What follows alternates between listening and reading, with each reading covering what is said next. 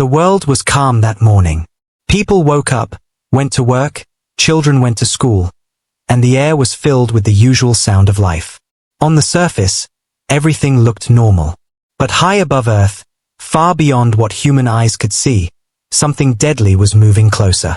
10 massive alien missiles had been launched from the darkness of space, each one moving faster than anything humanity had ever built. They were not warnings, not messages, but weapons of destruction aimed straight at Earth. In a control room deep inside the United Earth Defense Center, alarms began to scream. Operators stared at their screens in shock. The objects were not asteroids. They were not space debris. They were designed, targeted, and deadly. A young officer's voice shook as he reported to his commander that Earth had less than 30 minutes before impact. The news spread quickly across military channels and then to world leaders. No one wanted to believe it. 10 missiles, each capable of destroying entire cities, were heading straight for the planet. Panic spread across governments. Leaders tried to contact the unknown attackers, but there was no reply. Scientists confirmed what everyone feared. There was no defense strong enough to stop all 10. Humanity had built rockets, shields, and lasers, but nothing of this scale. At best, 1 or 2 could be destroyed before impact, but the rest would still strike. There was no time for politics, no time for long debates. Humanity had only minutes left to prepare for something that could change history forever. On the streets, the news leaked out like wildfire. People ran toward underground shelters. Families clutched each other tightly. Some prayed, some screamed, and others sat in silence, unable to understand what was happening. Air raid sirens echoed across cities that had never heard them before. In schools, teachers held children's hands and tried to keep them calm while buses arrived to take them to safe zones. Hospitals rushed to move patients underground. Everyone could feel the weight of fear pressing down, but no one could stop what was coming. In orbit, Earth's defense satellites prepared to fire. Pilots were ordered to their stations. The skies above Earth lit up as rockets launched, trying desperately to intercept the incoming missiles. For a moment, hope flickered. One missile was destroyed in a brilliant flash of light, then another. Cheers erupted in the control room, but then the rest slipped through, faster and smarter than expected. Defense systems overloaded. Pilots screamed through comms as their ships were torn apart trying to intercept the unstoppable weapons. And then, the world shook. The first missile struck in the ocean, raising a wave higher than mountains. Whole coastlines vanished underwater in minutes. Another hit a major city, turning skyscrapers into dust and fire. Explosions lit the sky as if the sun had fallen to Earth. People screamed, ran, and prayed, but the fire was everywhere. 10 missiles, each one finding its mark, each one spreading chaos. Cities that had stood for centuries were gone in seconds.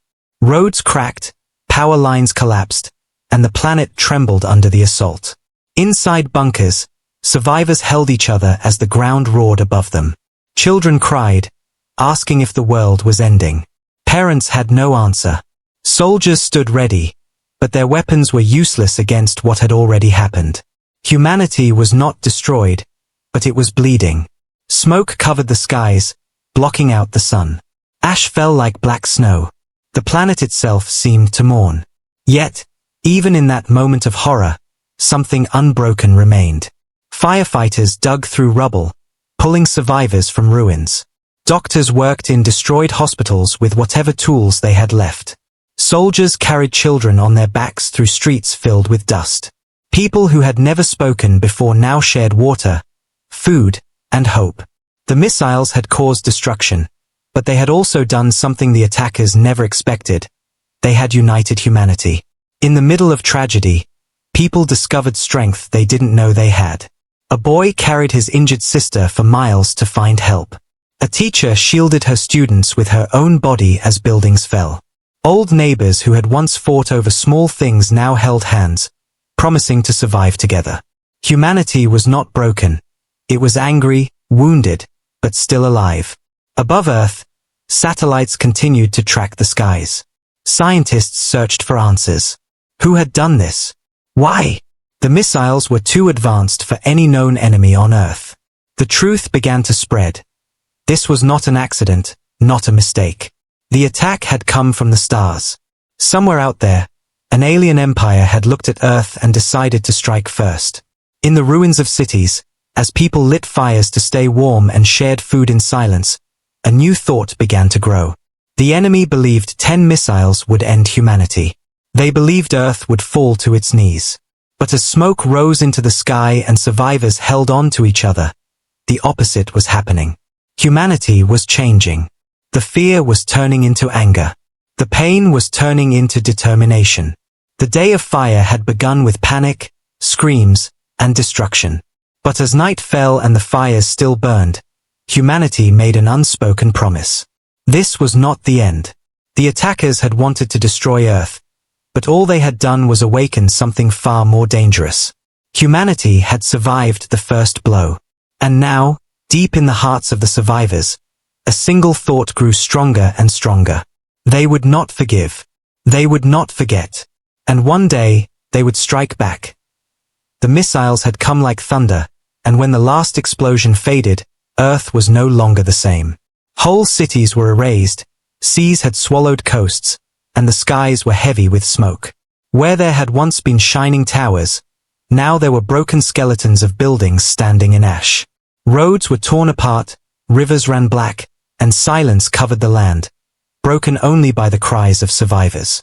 In the hours after the impact, the world struggled to understand what had happened. Communication systems were down in many places. Some leaders were missing, some governments had collapsed entirely.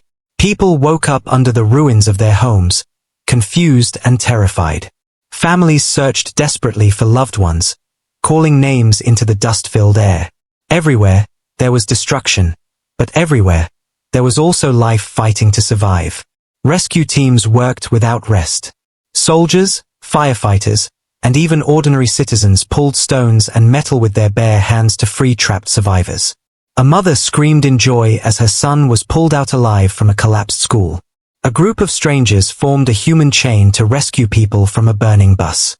In every ruined corner of the planet, acts of bravery and kindness shone through the darkness. But the scale of loss was beyond imagination. Millions were gone in a single day.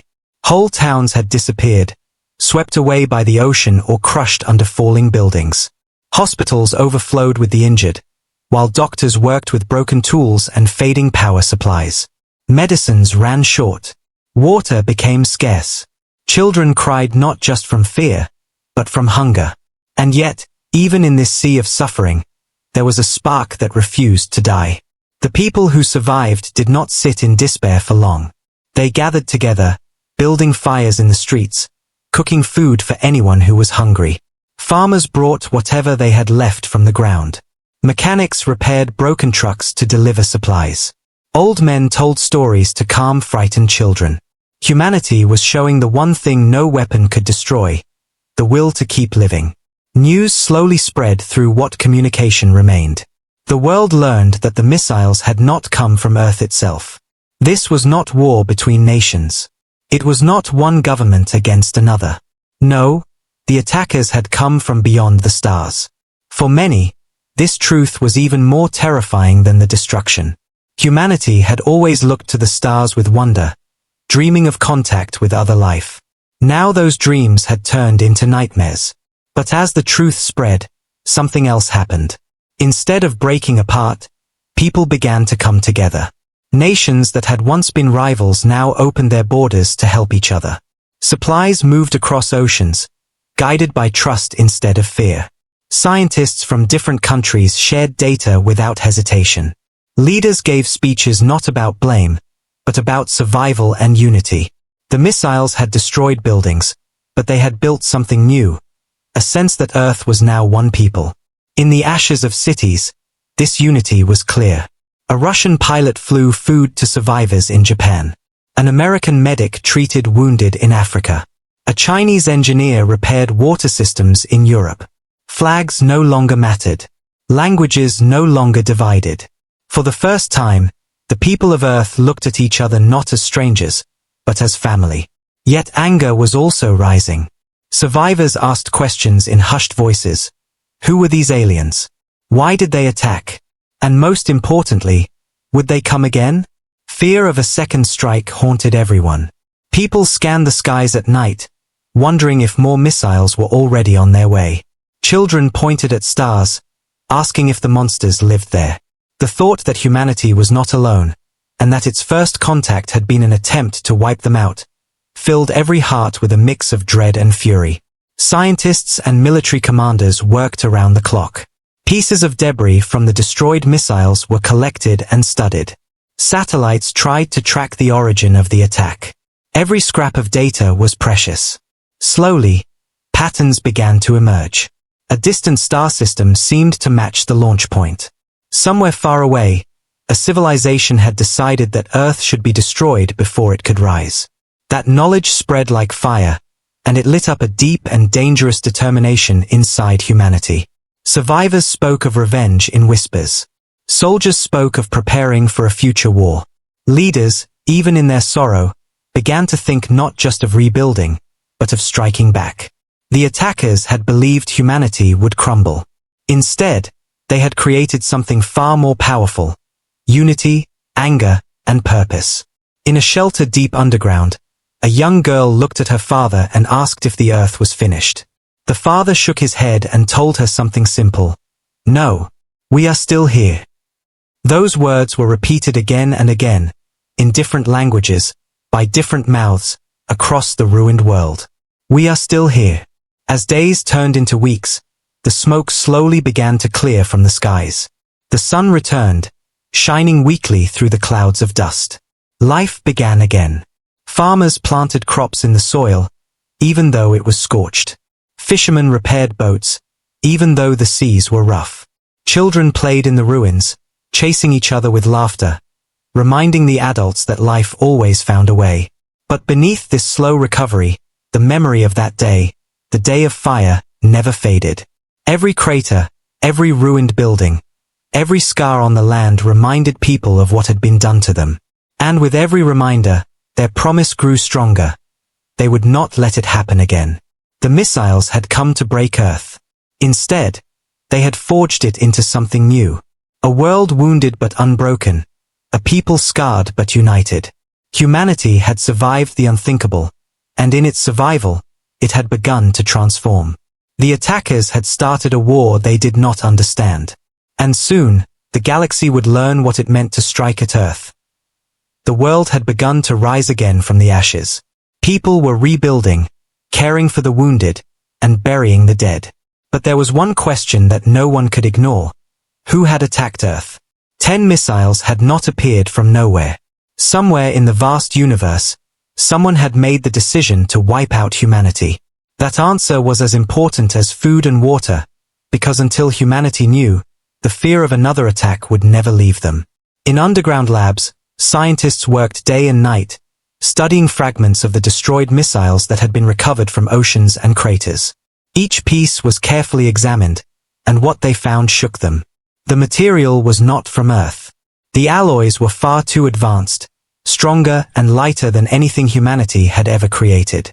The guidance systems inside the missiles were beyond human technology, using energy patterns no scientist had ever seen before.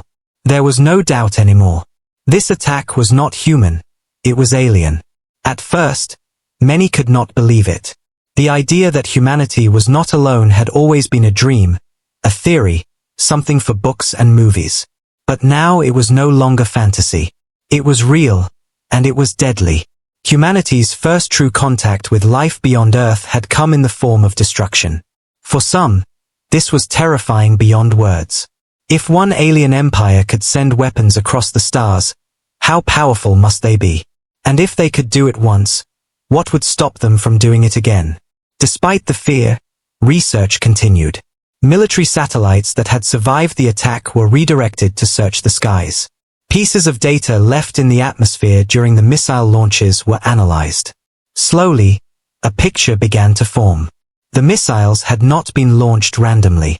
They came from a specific star system far beyond Earth's borders. The attackers had hidden their presence well, but not well enough. Humanity had their trail. When the information was confirmed, it spread quickly. Governments told their people. News outlets carried the story. For the first time in history, Earth's population of billions knew the name of a single enemy. An alien empire had chosen to strike. They had seen Earth's growing unity, its rising technology, and instead of waiting for friendship, they had chosen destruction. The reason was clear to some: fear. The aliens wanted to destroy humanity before it could become too strong. This truth hit the survivors like lightning. People who had lost family members now had a name to blame. Cities that were still covered in dust now had a target to direct their anger toward. The attackers had made a mistake. They had expected Earth to crumble. Instead, they had given it a single focus. Humanity was no longer a collection of divided nations. Humanity was now one people with one shared enemy. Anger began to turn into determination. Soldiers asked when they could fight back. Scientists asked how quickly they could build ships strong enough to leave Earth and carry weapons across the stars. Ordinary citizens spoke of revenge as if it were a duty passed down to them. The grief of loss was still fresh, but it was being hardened into something stronger. Even the leaders, who had once feared each other, now sat together in emergency councils. They argued, but not about blame. They argued about how to strike back, how to prepare, how to build. Every conversation ended the same way. The aliens would return, and humanity had to be ready. The discovery of the enemy had transformed Earth's sorrow into fuel. But alongside the fury, there was also caution. Humanity had only just begun to reach into space with small colonies and satellites. The enemy, by contrast, had already shown weapons far beyond anything Earth had. To challenge them would be like children standing against giants. Yet, that thought did not weaken humanity's will. It only made them work harder. If giants had struck them down, then giants would also fall one day. In refugee camps, survivors whispered about the enemy as if telling ghost stories. Children asked what aliens looked like, whether they had faces or claws. Adults answered with silence, but deep inside, they imagined creatures cold and merciless, pressing buttons to launch missiles at a world they had never even seen. The thought made people's hearts burn hotter.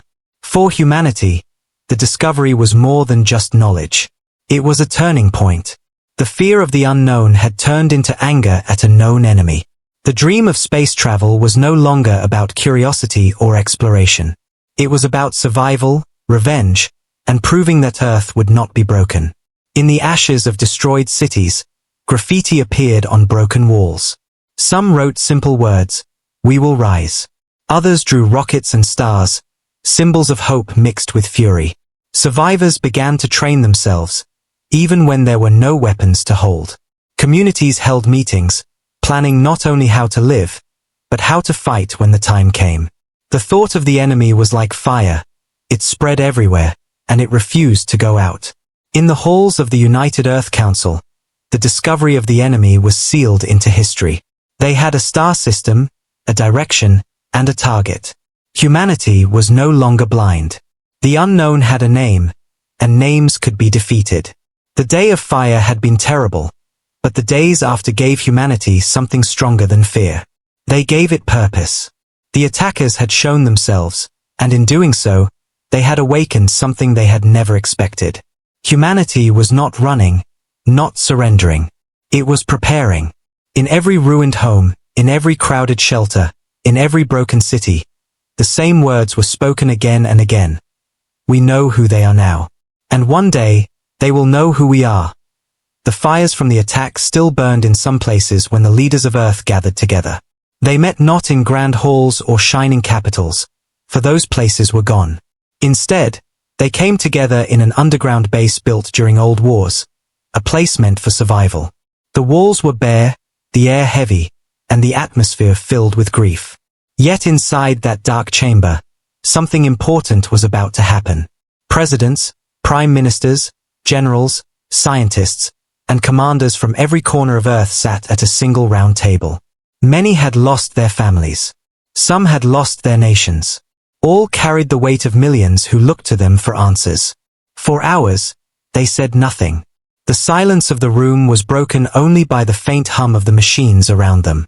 Everyone knew what they had to talk about, but no one wanted to be the first to say it. Finally, one voice rose. A woman who had once led a small country stood and told the others what everyone already knew in their hearts. We cannot hide. We cannot beg. They tried to end us, and yet we are still here. If we stay silent, they will return and finish the job. If we stand together, we may stop them. The choice is survival or extinction. Her words lit a spark. The council came alive with debate. Some argued that Earth was too weak to fight. They said humanity should rebuild first, focus on healing its wounds, and pray the aliens did not attack again. Others disagreed fiercely. They said waiting would only give the enemy more time to prepare. They believed Earth had to rise quickly, to show the galaxy that it would not fall so easily. Back and forth the arguments went, voices rising, fists slamming against the table. Old rivalries threatened to return, but each time tempers grew too hot, the memories of the missiles returned. 10 fireballs falling from the sky. 10 wounds carved into the planet. Millions dead. Those memories silenced the anger, reminding everyone that this was not about borders, not about pride, but about survival. It was then that a plan began to form. The scientists, pale and tired from days without sleep, laid out what they had discovered from the missile remains. They explained that the technology was far beyond Earth's, but not impossible to study. With enough effort, humanity could adapt, improve, and build. Military commanders added that Earth's industries, if united, could produce weapons and ships faster than ever before. Engineers spoke of hidden resources in the asteroid belt and on Mars that could fuel the effort. The council listened. Slowly, the doubt began to fade. What once seemed impossible now began to feel like a challenge that could be met. If humanity worked as one, it could create something greater than the sum of its parts. A new project was proposed, something bold and dangerous, Project Retribution. Its goal was simple: take every resource, every mind, every hand, and forge the tools to strike back at the stars. The name spread quickly through the chamber. It carried weight, strength, and promise. Retribution. It was not just about revenge. It was about justice. It was about showing the enemy that humanity would not lie down and wait to be destroyed. When the idea was put to a vote, the decision was clear. For the first time in history, every leader, every general, every scientist agreed on one course of action. They would fight back. They would build ships that could leave Earth not as explorers, but as warriors. They would create weapons that could pierce alien armor and crush alien fleets. And they would prepare to take the war to the very empire that had tried to erase them.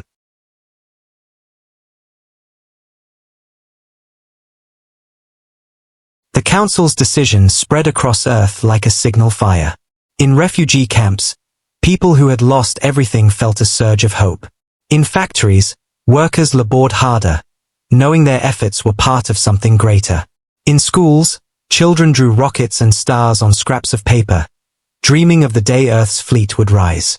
Humanity's pain had turned into purpose, and that purpose was shared by all. Still, the challenges were immense. Earth's industries had been damaged by the attacks.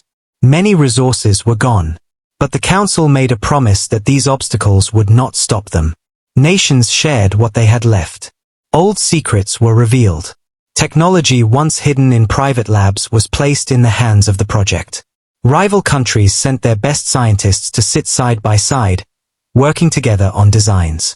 Soldiers trained together, no longer wearing the badges of one nation, but the emblem of Earth itself. There were moments of doubt, of course. Some whispered that the aliens were too strong, too advanced, too far away. But each time those whispers grew, someone would remind them of the truth. Humanity had already survived the worst blow. 10 missiles had fallen, yet Earth was still alive. If they could endure that, they could endure anything. As the Council ended its final meeting, one leader stood and spoke words that would be remembered forever. They believed they had broken us. Instead, they have awakened us. We are no longer nations divided. We are humanity united, and we will show them what it means to strike at Earth. The chamber erupted with agreement. The decision was sealed. Humanity's path was set. No longer would Earth simply watch the stars with fear. Now, it would reach for them with clenched fists. The Council of Earth had spoken, and from that moment, the galaxy would never be the same. The decision had been made.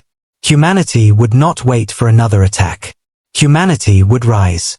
The Council's order spread across the globe, and every city, every factory, every surviving hand became part of one great effort. The project was called Retribution, and its purpose was clear: to build the strength that could carry Earth's fury across the stars. The work began in silence. Shipyards that had once built simple satellites or small shuttles were transformed into fortresses of steel and fire. Engineers worked day and night, their eyes red from lack of sleep. Hidden underground, machines roared as metals were melted and reshaped into armor plates for ships that had never been seen before.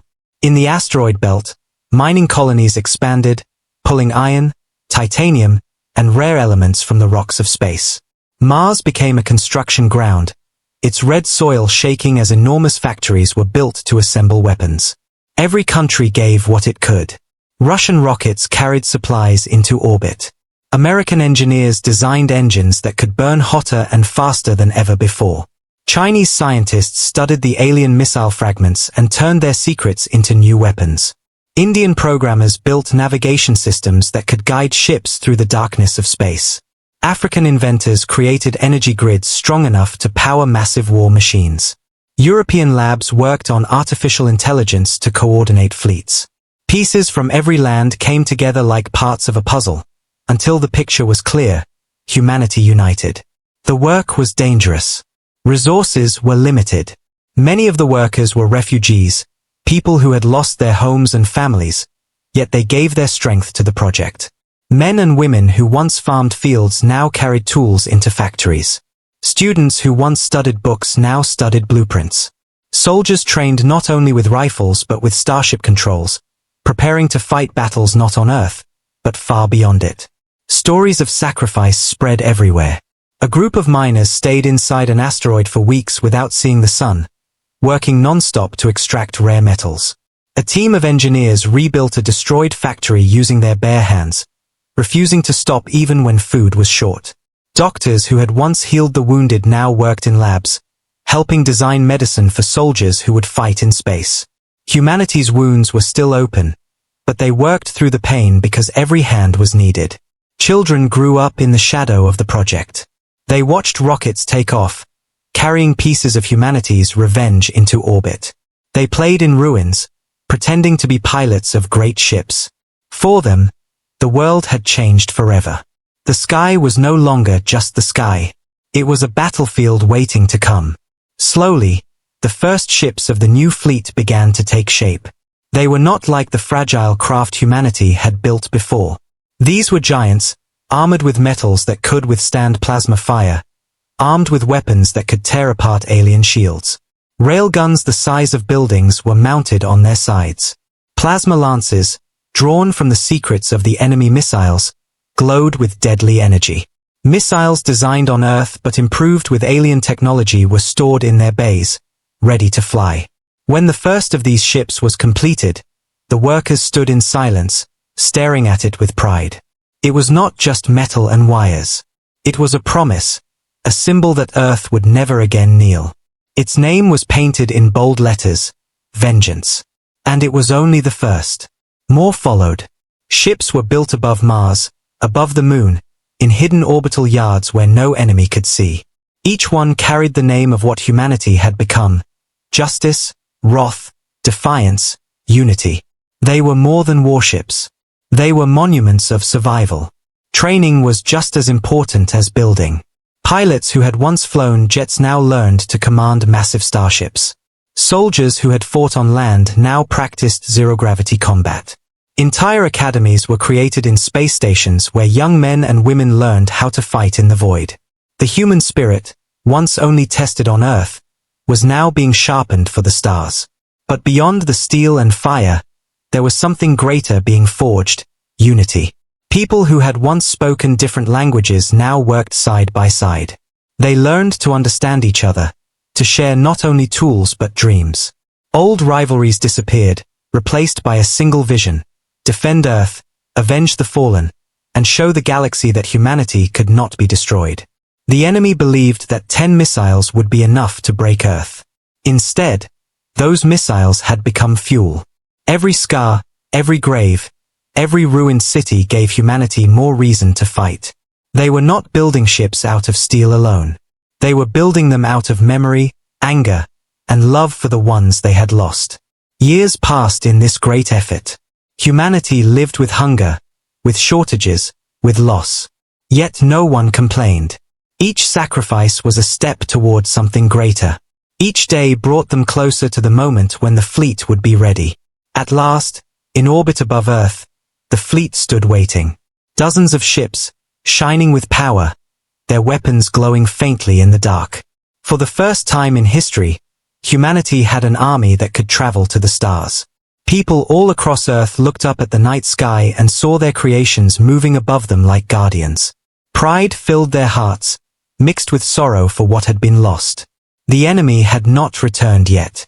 Perhaps they thought Earth was still weak. Perhaps they believed the first strike had been enough.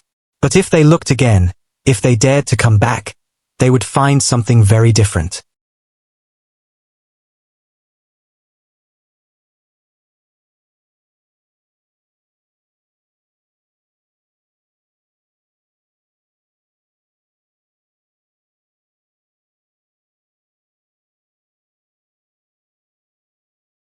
Humanity had not only survived. Humanity had fought. The day finally came when humanity's new fleet was ready. For years they had worked in silence, in hidden shipyards and secret bases, building vessels of war unlike anything the Earth had ever imagined. Now, above the planet, dozens of massive ships floated like steel giants. They were armed, fueled, and waiting. The people of Earth, scarred by fire and loss, looked up at the night sky and felt both fear and pride. Their defenders were ready, and their revenge was about to begin. The enemy had not expected this. To them, Earth was still a wounded world, broken and helpless. When the first human fleet crossed into their border systems, alien commanders laughed. Reports of Earth's survival had reached them, but they believed humanity could never rise so quickly. They thought these new ships would be weak imitations, fragile toys built by a desperate species. They prepared to crush them easily, to show the galaxy that Earth should have stayed silent. But they were wrong. The first battle began near a quiet star, far from Earth. Alien cruisers appeared in formation, confident and arrogant. Their ships were sleek, polished with centuries of technology, and armed with weapons that had burned other worlds before. They thought it would be the same again. They sent a warning to the humans, telling them to turn back or be destroyed. But humanity did not answer with words. Humanity answered with fire. The flagship Vengeance moved first. Its railguns roared, sending slugs of metal at speeds so fast they ripped through space like thunderbolts. The alien shields flared, then shattered. One cruiser broke apart in a shower of sparks. The aliens were stunned. They had never seen weapons like this before. Simple, brutal, and unstoppable. Then the rest of the human fleet opened fire. Plasma lances, born from the study of alien missile fragments, cut through enemy armor like blades of light. Missiles, guided by Earth's finest AI, streaked across the void, weaving through defenses before slamming into their targets. Explosions filled the darkness. Ships that had been built to terrify weaker species now burned under humanity's assault. The aliens tried to counterattack. Their beams of energy lashed out, striking the hulls of human ships. But humanity had learned. The armor of the new vessels, built from asteroid metals and alien alloys, held firm. Where one human ship fell, 3 more pressed forward. The pilots and commanders fought with a fury the aliens had never known. This was not just war for territory. This was war for survival, war for revenge. Every human shot carried the memory of lost families, burning cities, and the day of fire. Within minutes, the alien formation was in chaos. Their commanders shouted orders, but their ships were falling too fast. The humans fought like they had nothing to lose, because in truth, they had already lost so much. One alien battleship, proud and ancient, tried to retreat. But the Unity, one of Earth's newest warships, chased it down, hammering it with relentless fire until the enemy vessel exploded in silence. When the battle ended, the stars were filled with wreckage. Pieces of alien ships drifted through the void, glowing faintly as fires burned in the vacuum. Humanity had lost ships too, and many brave men and women had given their lives. But the truth was undeniable. Earth had won. The first strike was theirs. The fleet had proven itself. The enemy had underestimated them, and they had paid the price. News of the victory spread like lightning. Across Earth, survivors cheered, tears of joy mixing with tears of sorrow. People gathered in ruins, looking at screens that showed the wreckage of alien fleets. Children shouted that humanity was strong. Workers in shipyards redoubled their efforts, eager to build more vessels. Soldiers trained harder, knowing they were part of something greater. For the first time since the Day of Fire, Earth felt hope, not the fragile hope of survival, but the fierce hope of victory. But the victory meant more than just destroyed ships. It sent a message across the galaxy. Other civilizations, who had watched silently from afar, now saw the truth. Humanity was not weak. Humanity was not finished. They were fighters, survivors, and builders of fire. Stories began to spread, of how Earth had taken 10 missiles and still lived, of how its fleet had risen from ruins and struck down a mighty empire's ships. The galaxy began to whisper the name of humanity, and it was no longer spoken with pity. It was spoken with fear and respect. The alien empire, humiliated and shaken, retreated to regroup. Their leaders could not believe it. A world they had thought destroyed had risen from ash and struck them with weapons that cut through their pride. They promised revenge, but inside, they were afraid. They had awakened something they did not understand. Humanity did not chase them immediately. The fleet returned to base, battered but unbroken. Repairs began, and more ships were prepared. The commanders of Earth looked at each other and knew this was only the beginning. The war was far from over. The enemy was vast, and more battles were coming. But now, humanity had proven one thing. They could fight, and they could win.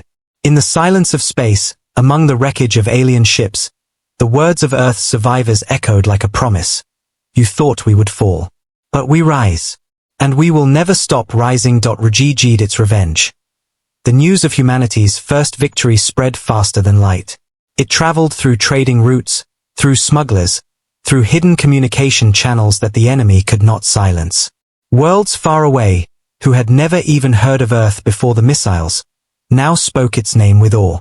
Something had happened that shook the balance of the galaxy. A young species, almost destroyed, had fought back and defeated a fleet that was supposed to be unbeatable. On planets controlled by the enemy empire, people whispered about it in fear. If the empire could be beaten, then maybe it was not as strong as it claimed. Some dared to imagine rebellion, though they kept their thoughts secret. Others feared the punishment that would surely come, because the empire never allowed humiliation to stand unanswered. Still, in the darkest corners of these worlds, quiet voices spoke the same words. The humans fought back. In neutral systems, traders and wanderers shared the story in cantinas and spaceports. They told of the human fleet, rising from the ashes of their ruined cities, fighting with weapons no one expected, and burning alien ships like paper. Some said the humans were mad, reckless, and dangerous. Others said they were heroes, the kind of warriors the galaxy had not seen for centuries. Whatever the opinion, everyone agreed on one thing. The galaxy would never be the same again. On Earth, the victory filled hearts with hope, but also with a new weight of responsibility. The people celebrated, but they also understood that the enemy would not stop here. Revenge would come. A larger fleet would be sent. More planets might suffer. Yet even with this fear, humanity was no longer broken. Factories worked day and night. Scientists pushed technology further, experimenting with alien alloys and human creativity. Pilots trained harder, and young men and women volunteered in numbers that surprised even the commanders. The Earth was no longer just surviving, it was preparing to lead.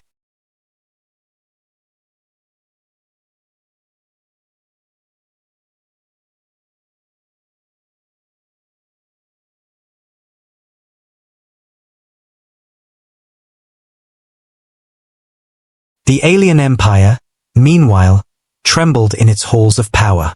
Its leaders gathered in secret councils, arguing and shouting over what had happened.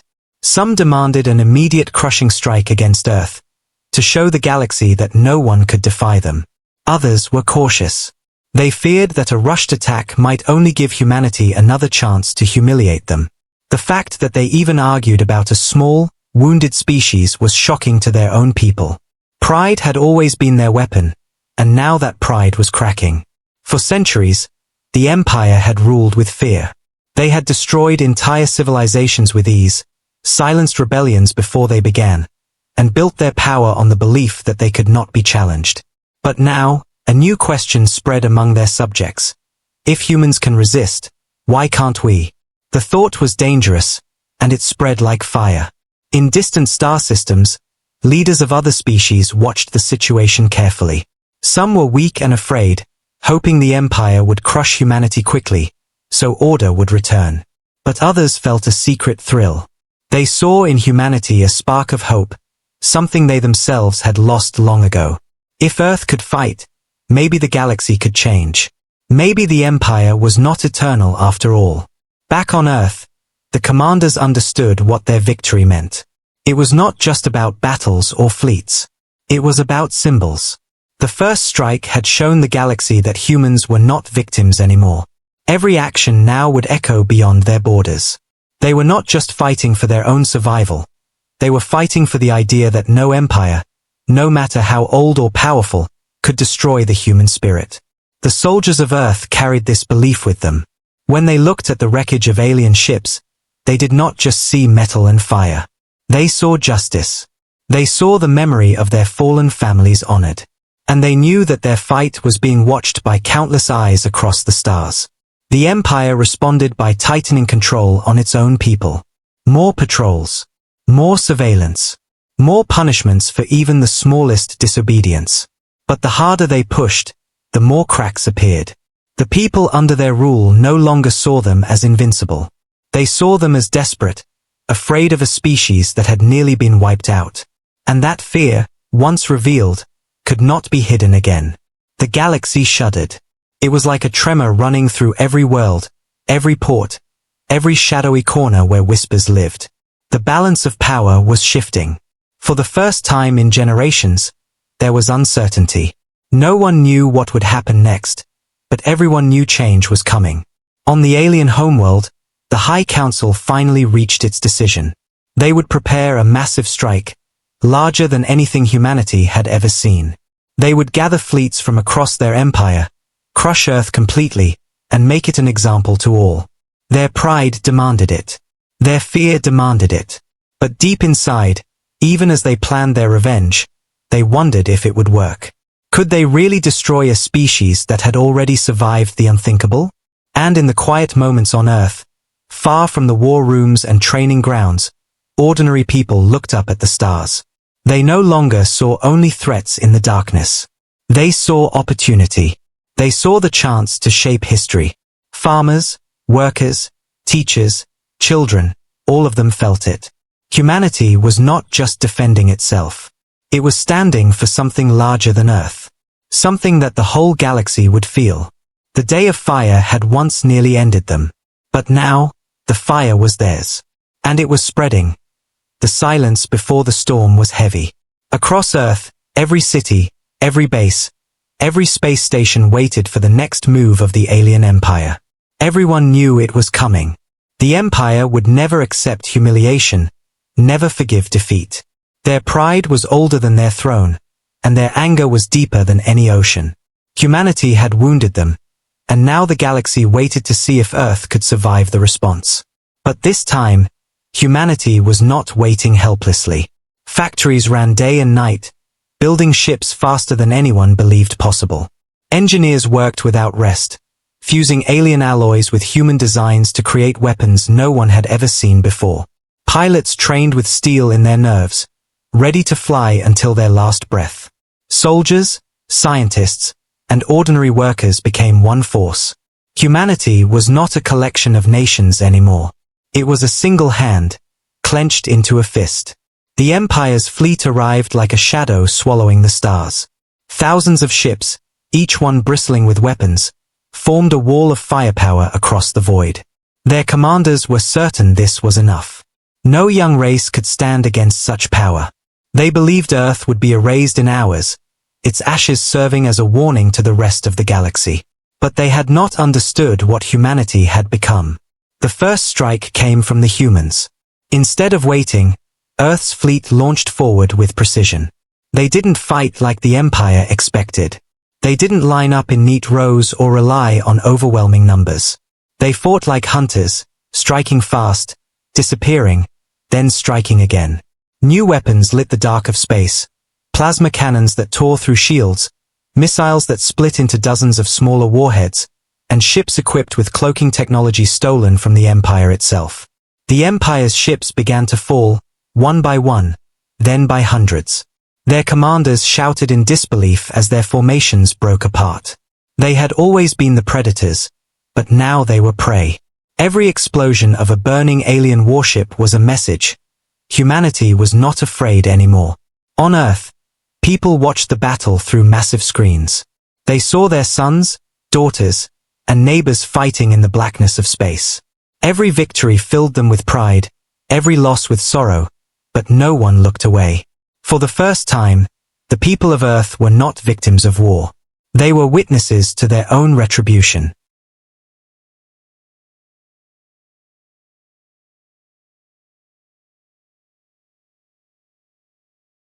The aliens tried to regroup. Their admirals ordered waves of ships to push toward Earth, but the humans were ready. Mines hidden in asteroid fields detonated, tearing through their fleets. Human carriers released swarms of drones, small and fast, cutting into enemy engines like knives. Even as the Empire tried to bring its size and power to bear, Earth fought with intelligence, courage, and fury. The battle raged for hours, then days. Space was filled with burning wrecks, drifting bodies, and shattered metal. The humans did not rest. They pressed harder, driven by the memory of the Day of Fire, when their cities burned under alien missiles. Every soldier carried that memory into battle. Every shot fired was not just a weapon, it was justice. On the third day, the Empire's command ship fell. Humanity's fleet surrounded it, tearing through its shields and blasting its core until the vessel cracked open like a dying star. The destruction was so bright it could be seen from Earth itself. When it exploded, cheers erupted across every city, every outpost, every hidden bunker. Humanity had done what no one in the galaxy thought possible. They had crushed the heart of the Empire's armada. The galaxy trembled. News of the battle spread faster than the wreckage could cool. Worlds under the Empire's control erupted in rebellion. Slave races rose up, inspired by humanity's defiance. Neutral planets began sending secret offers of alliance, eager to be on the side of the future instead of the past. For the first time in centuries, the Empire looked weak. On Earth, the victory was celebrated, but it was not wild. It was steady, strong, and serious. People remembered the billions lost on the first day of the war. They remembered the smoke and fire that had scarred their skies. The victory was not about glory. It was about survival, and about making sure such a day would never come again. Human commanders met in their war rooms. Maps of the galaxy spread before them. They knew the war was not over. The Empire still had worlds, fleets, and armies. But humanity had taken something from them that could never be rebuilt: their aura of invincibility. The humans were no longer defending a single planet. They were leading a movement. They were the spark that lit the galaxy. And the Empire, once feared by all, now feared humanity. They saw in these stubborn, determined beings something they had never faced before: a will that would not break. Every missile, every shot, every plan of extermination had only made humanity stronger. Their retribution was not just against the Empire. It was against the very idea that any power could decide who lived and who died. As the burning wrecks of alien ships floated silently in the void, the humans looked out at the stars. They knew the fight would continue, but they also knew they had already won something greater than a battle. They had earned the respect of the galaxy. They had become a symbol. And symbols do not die easily. Retribution had been unleashed. The message was clear. Earth was not to be destroyed, not to be silenced, and never to be forgotten. The galaxy would remember this day for generations. Humanity had risen from fire, and now its light stretched across the stars.